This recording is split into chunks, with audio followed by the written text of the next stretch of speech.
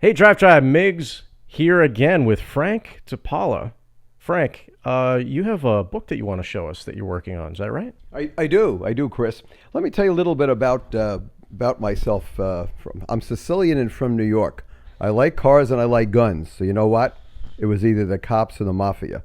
One had a better pension plan, the other paid more. Right. I went for the pension. Okay.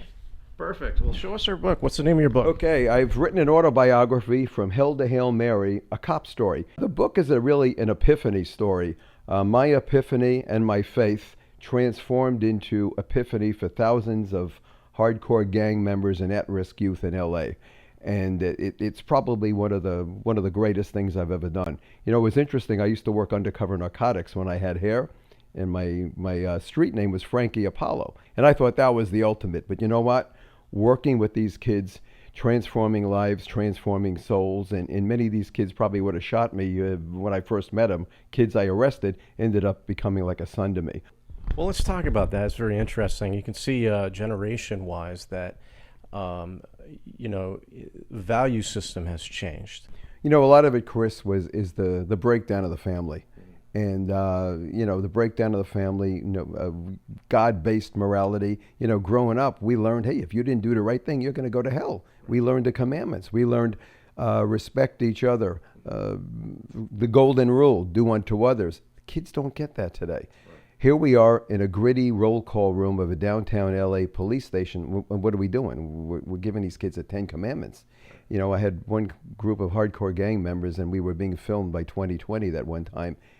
And I told the kids, I said, we're here to keep you from getting killed. Are we your friends or your enemies? And there's one kid, I mean, it's like to the cops we're the enemy to him.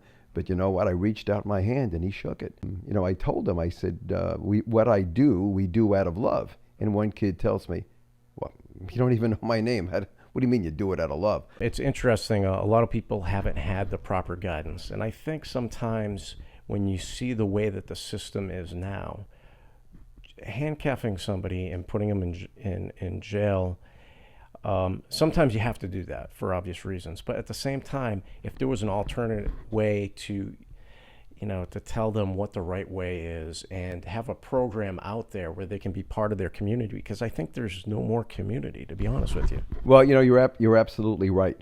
And, back in the day, I grew up in New York. And, if you got out of line, the neighbor would bring you home to your mother or your father.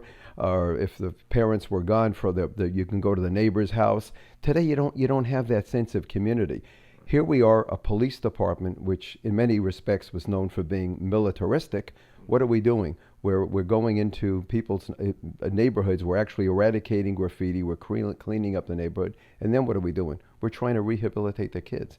I would tell these kids, today I'm reaching you with my hand, trying to handshake, trying to do the right thing, trying to bond with you. Right. However, tomorrow you're robbing that liquor store, you're doing whatever you're doing, and I have a gun in my hand. I said, I'm going to have to do what I have to do. Right. So you have a choice. Right. It's either with the hand or the gun. Right. But at one point or another, we're going to probably come into contact with again, and we're trying to save your life and maybe even save your soul as well. Yeah.